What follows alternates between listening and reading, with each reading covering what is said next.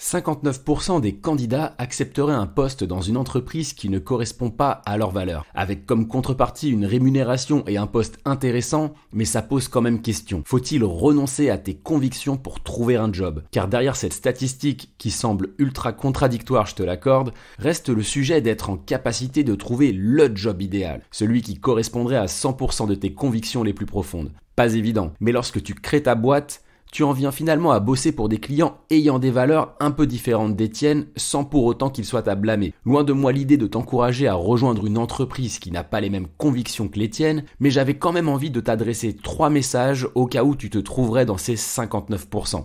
On voit tout ça après le jingle. 3, 2, 1. Bienvenue sur l'influenceur avec un grand H, le podcast qui t'accompagne dans ta vie professionnelle.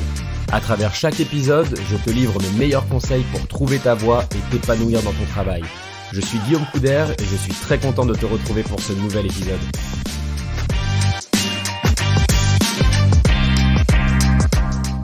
Mon premier message est le suivant. Déculpabilise.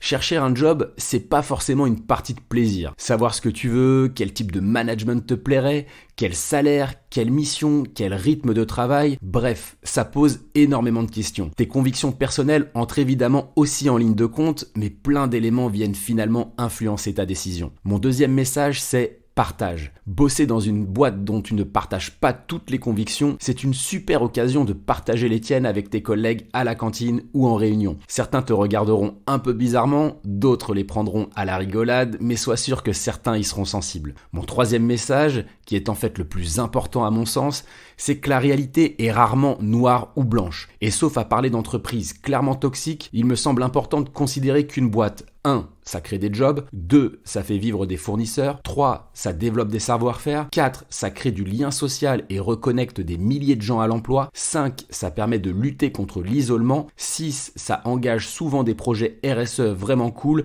Bref, la liste est longue. Alors au fond, il y a des boîtes pour lesquelles je ne voudrais jamais travailler. Mais si tes convictions peuvent t'amener un regard neuf à l'entreprise dans laquelle tu bosses, let's go. Et toi ? Pourrais-tu travailler dans une entreprise qui ne correspond pas totalement à tes convictions ? 3, 2, 1. L'influenceur avec un grand H, c'est fini pour aujourd'hui.